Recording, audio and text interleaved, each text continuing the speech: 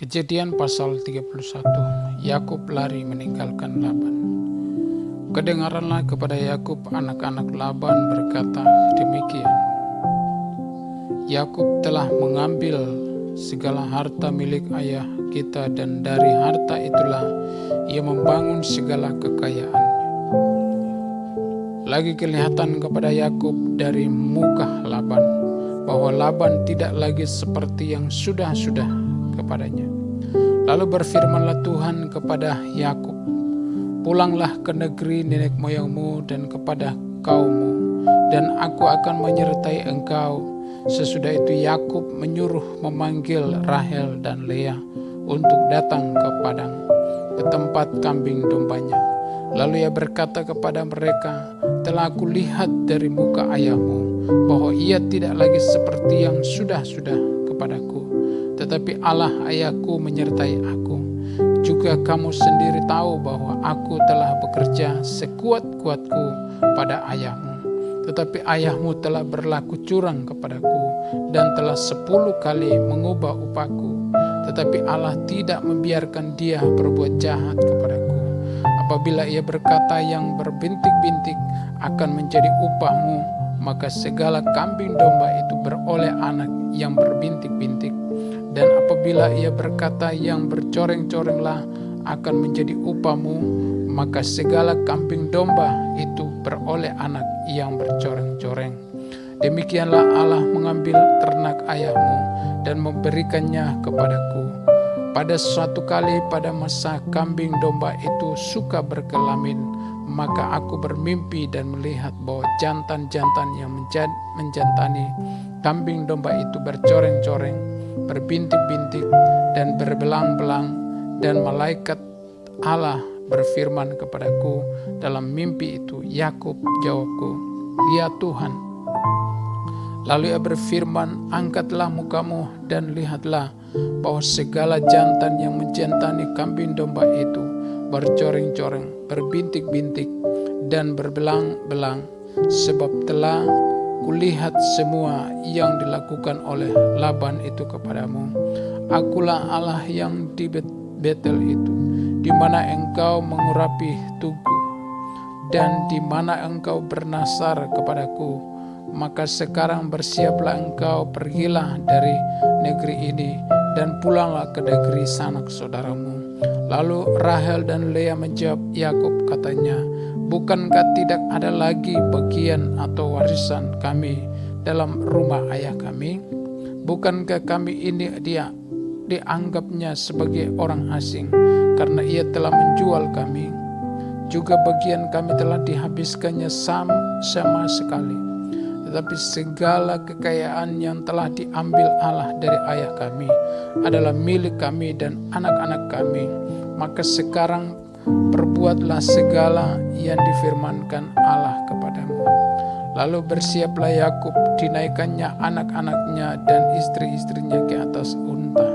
Digiringnya seluruh ternaknya dan segala apa yang telah diperolehnya, yakni ternak kepunyaannya yang telah diperolehnya di padang Aram, dengan maksud pergi kepada Ishak ayahnya ke tanah Kanaan.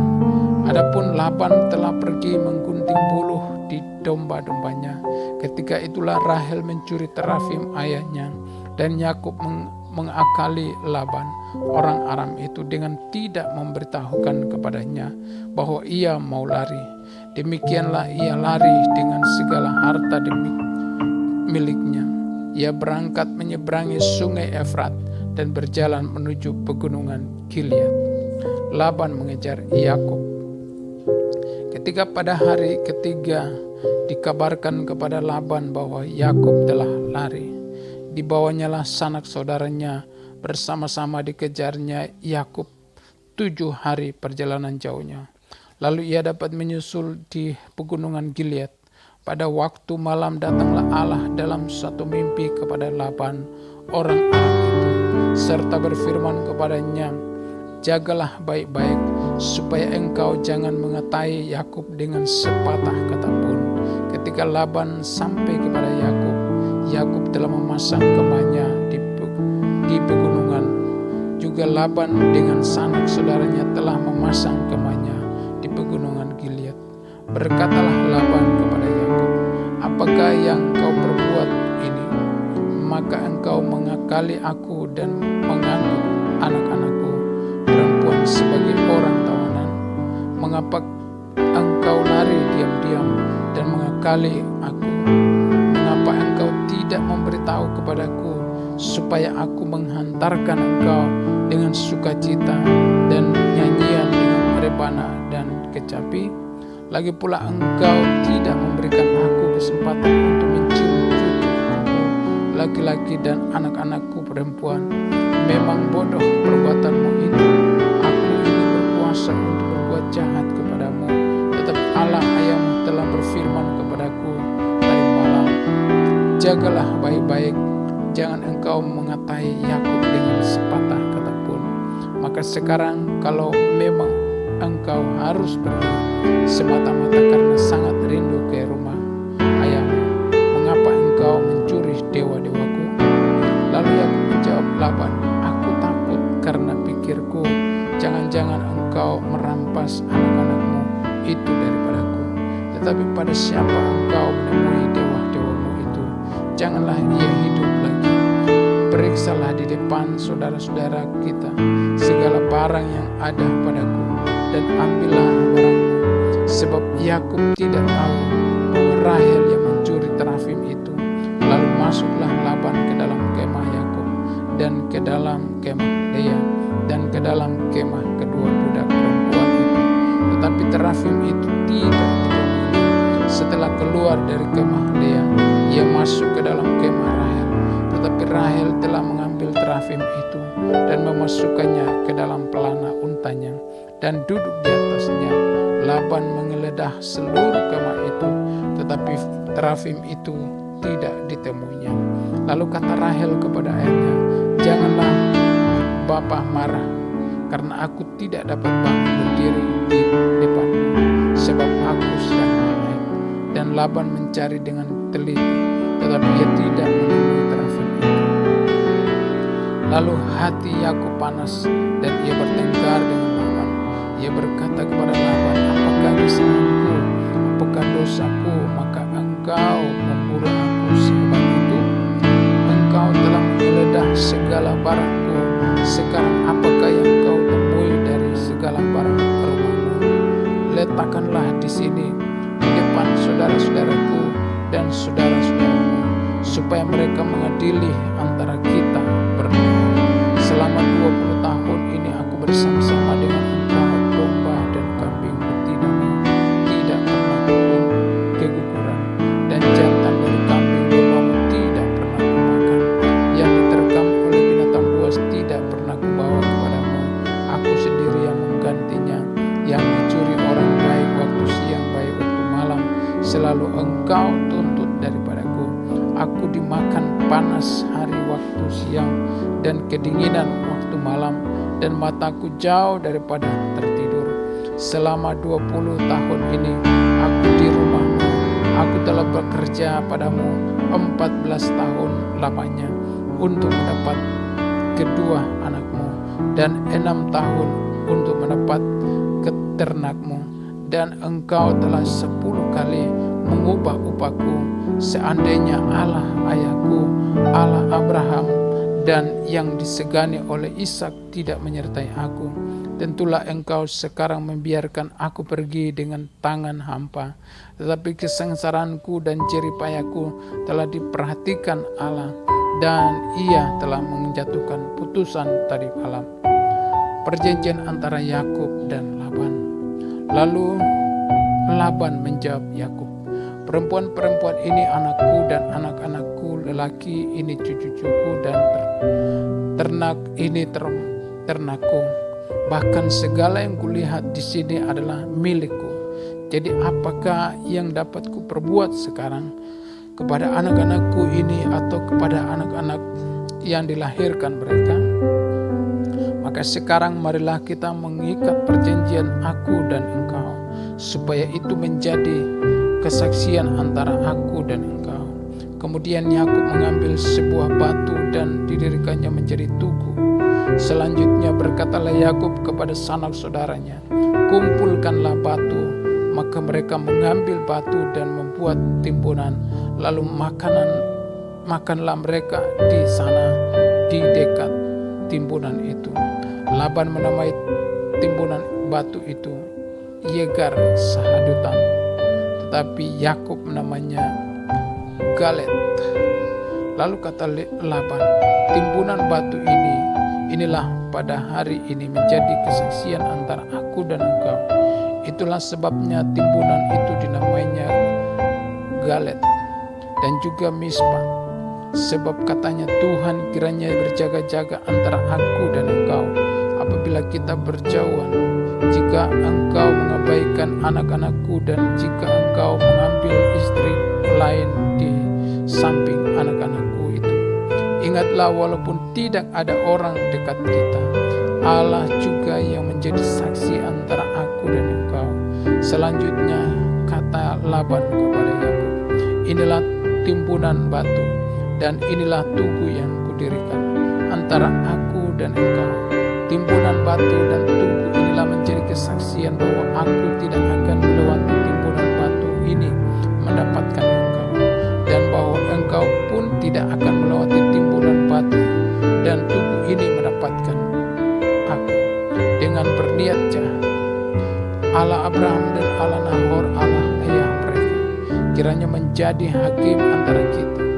Lalu Yakub bersumpah demi yang disegani oleh Ishak ayahnya. Dan Yakub mempersembahkan korban sembelihan di gunung itu. Ia mengundang makan sanak saudaranya. Lalu mereka makan serta bermalam di gunung itu. Keesokan harinya pagi-pagi Laban mencium cucu-cucunya dan serta anak-anaknya, memberkati mereka. Kemudian pulanglah Laban kembali ke tempat tinggalnya. Kejadian pasal 34. Dina dan Sikem. Pada suatu kali pergilah Dina, anak perempuan Lea yang dilahirkan bagi Yakub, mengunjungi perempuan-perempuan di negeri itu. Ketika itu terlihatlah ia oleh Sikem, anak Hemor, orang Hewi, raja negeri itu. Lalu Dina itu dilarikannya dan diperkosanya.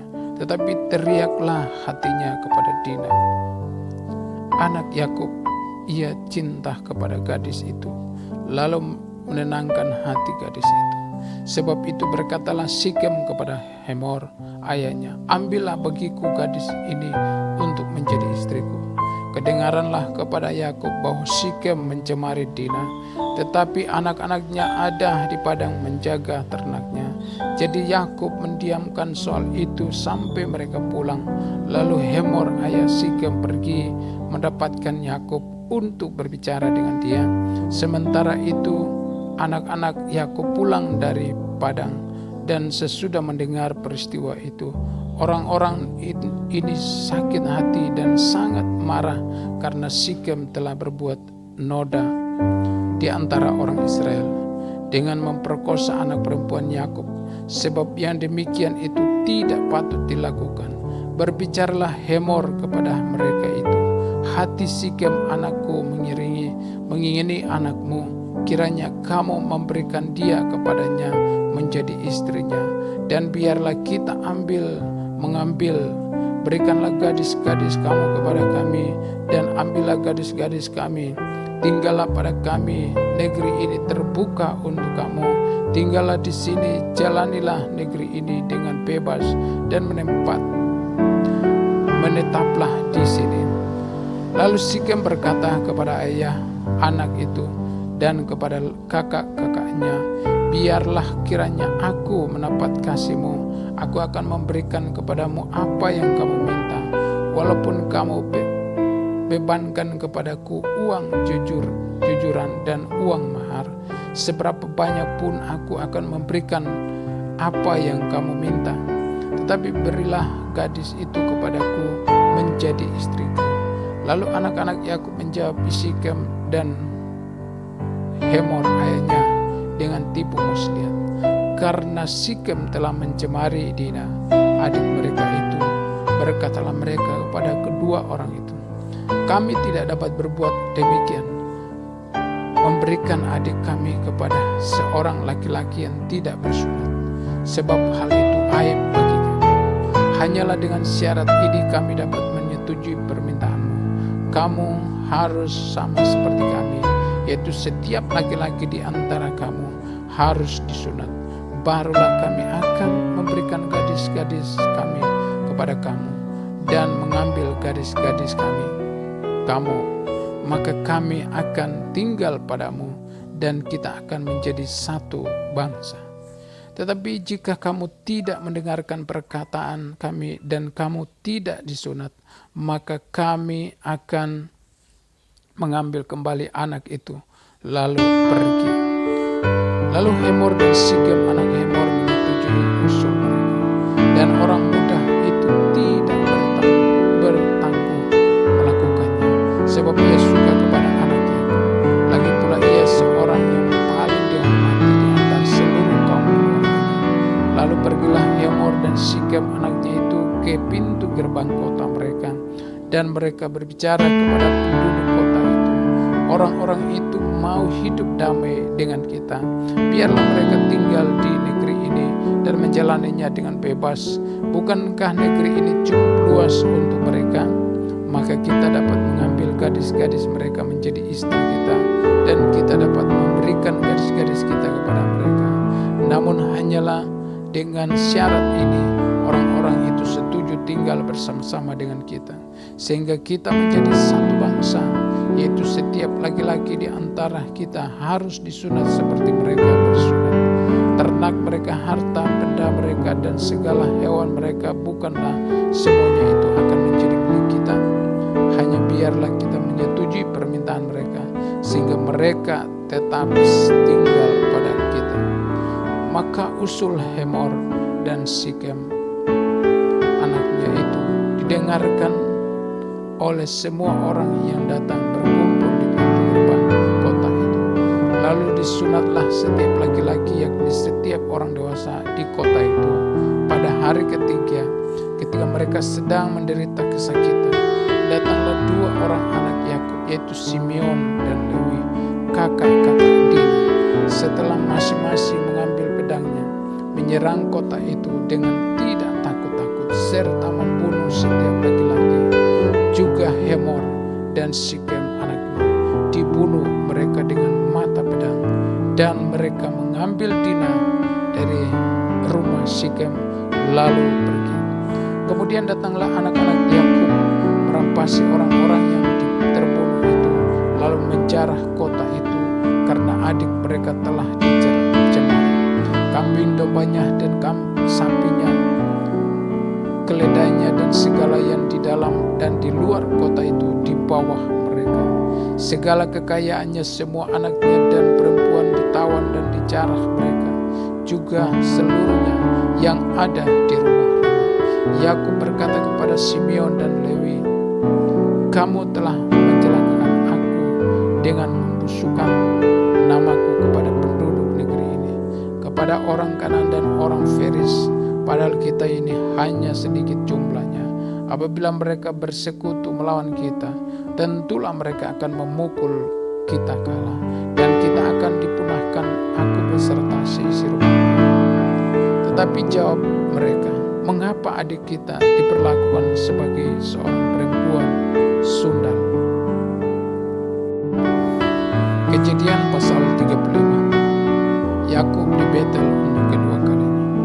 Allah berfirman kepada Yakub, "Bersiaplah, pergilah ke Betel, tinggallah di situ, dan buatlah di situ mezbah bagi Allah yang telah menampakkan diri kepadamu ketika engkau lari dari Esau kakakmu." Lalu berkatalah Yakub kepada seisi rumahnya dan kepada semua orang yang bersama-sama dengan dia, "Jauhkanlah dewa-dewa asing yang ada di tengah-tengah kamu. Tahirkanlah dirimu dan tukarlah pakaianmu. Marilah kita bersiap dan pergi ke Betel. Aku akan membuat mezbah di situ bagi Allah yang telah menjawab aku pada masa kesesakanku dan yang telah menyertai aku di jalan yang kutempuh." Mereka menyerahkan kepada Yakub segala dewa asing yang dipunyai mereka dan anting-anting yang ada pada telinga mereka. Lalu Yakub menamainya di bawah pohon besar yang dekat Sikem. Sesudah itu berangkatlah mereka, dan kedahsyatan yang dari Allah meliputi kota-kota sekeliling mereka, sehingga anak-anak Yakub tidak dikejar. Lalu sampailah Yakub ke Luz yang di tanah Kanaan, yaitu Betel. Ia dan semua orang yang bersama-sama dengan dia. Didirikannya mezbah di situ, dan dinamainyalah tempat itu El Betel, karena Allah telah menyatakan diri kepadanya di situ. Ketika ia lari terhadap kakaknya, ketika Deborah inang pengasuh Ribka mati, dikuburkanlah ia di sebelah hilir Betel di bawah pohon besar yang dinamai orang pohon besar penangisan. Setelah Yakub datang dari padang Aram, maka Allah menampakkan diri pula kepadanya dan memberkati dia.